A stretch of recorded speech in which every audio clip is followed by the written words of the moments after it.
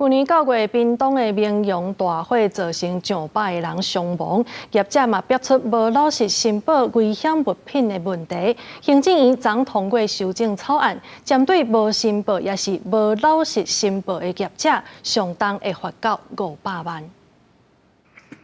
工作人员塞车出入厂区，迄小已经5个月，屏东明阳国际工厂依然是破车制。即届大火查到部分的业者无照实申报危险物品的空客。行政院暂时通过经济部的工厂管理辅导法修正草案，针对无申报还申报不实的业者，加重处罚上悬到500万，额度是提高100倍。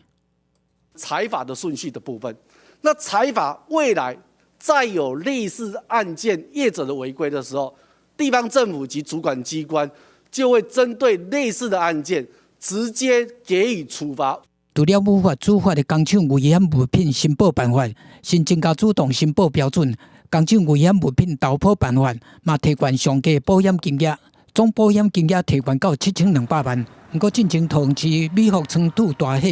市府北建议工务外应该把仓土业列入申报对象，这个无纳入去。经济部处长讲，已经有其他法规做规范。包括我们的一个建筑法，这个部分会针对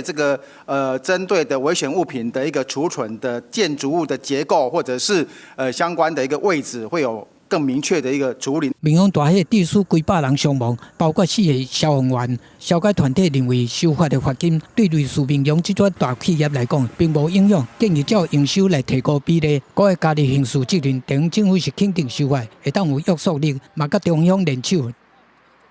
从环境部的化学域开始去勾稽危险的化学物质到哪些工厂去勾稽以后，它会产出一个疑似的危险的名单，通报给各主管机关。明阳的相关责任检讨搁在进行，不过贸易委发现，明阳到今也未列入治安署重大职灾地图内底。对此，治安署表示讲会要求爱赶紧来做相关的作业。记者综合报道。